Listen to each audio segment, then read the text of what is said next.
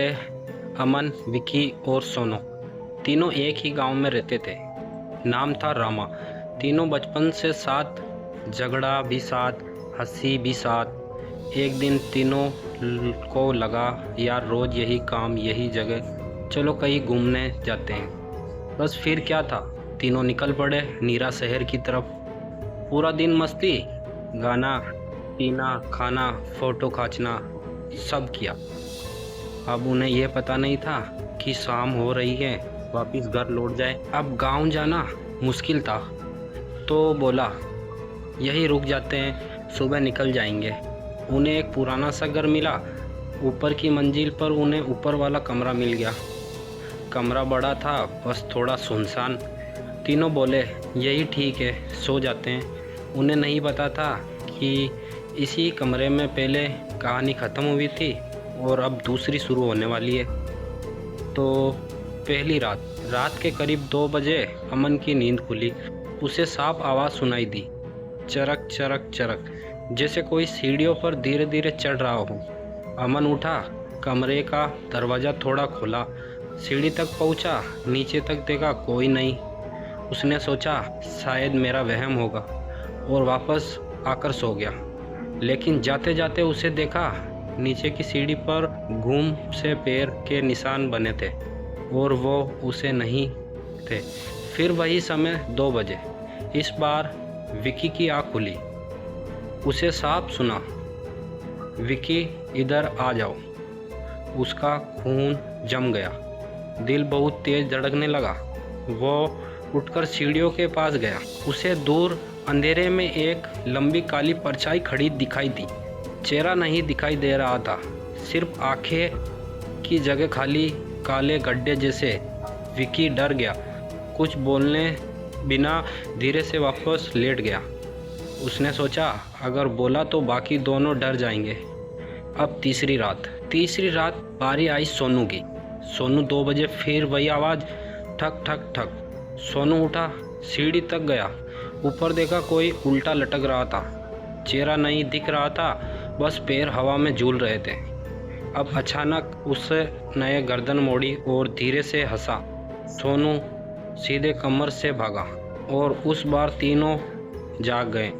वे बोले कुछ गलत है, ये जगह ठीक नहीं है। अब सुबह उन्होंने के पास वाले घर वाले से पूछा, भैया ये ऊपर वाले कमरे में क्या है?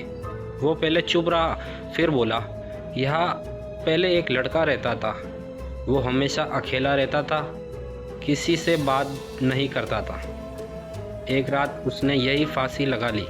फिर बोला, तभी से रात 2 बजे सीढ़ियों पर चलने की आवाज़ आती है। कोई घूम रहा है पर दिखाई नहीं देता। तीनों चुप पड़ गए। अब बस समझ में आने लगा कि शायद यह डर है अपना। राहत आई।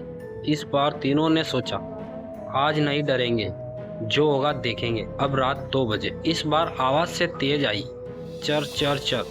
कमरे की खिड़की अपने आप खुल गई, ठंडी हवा अंदर आई, लाइट टिमटिमाने लगी।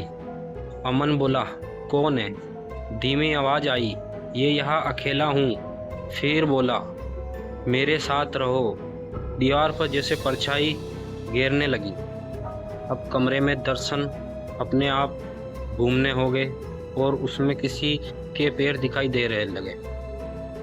अब डर सपनों में आया। उस रात तीनों को नींद आई पर चैन नहीं। अमन ने सपना देखा, वो सीढ़ियों के नीचे जा रहा है पर उसके पीछे कोई और कदम चल रहे हैं। विकी के सपना देखा, वो कमरे में अकेला है पर उसकी परछाई चारों तरफ दिखाई दे रही है। अब सोनू ने सपना देखा, कोई उसके कान में कह रहा है, तुम 3 मैं चौथा। तीनों एकदम पसीने में लथपथ उठे। अब घर छोड़ने की कोशिश की उन्होंने। सुबह उन लोगों का सामान उठाया और बोले, बस अब निकलते हैं। पर जैसे ही दरवाज़ा खोला, बाहर फिर रात थी।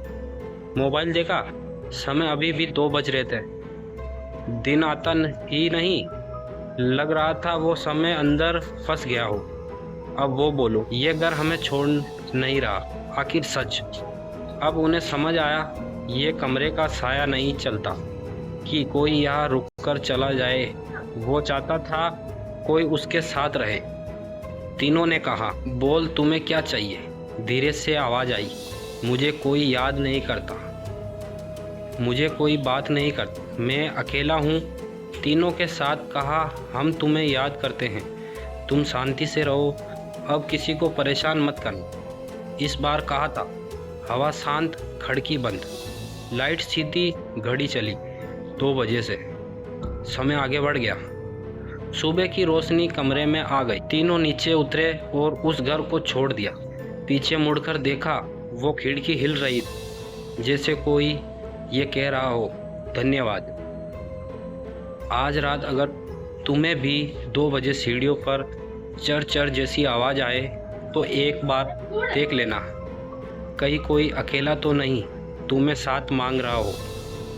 दोस्तों, वीडियो को लाइक और चैनल को सब्सक्राइब करें। नेक्स्ट वीडियो जल्दी आने वाला है।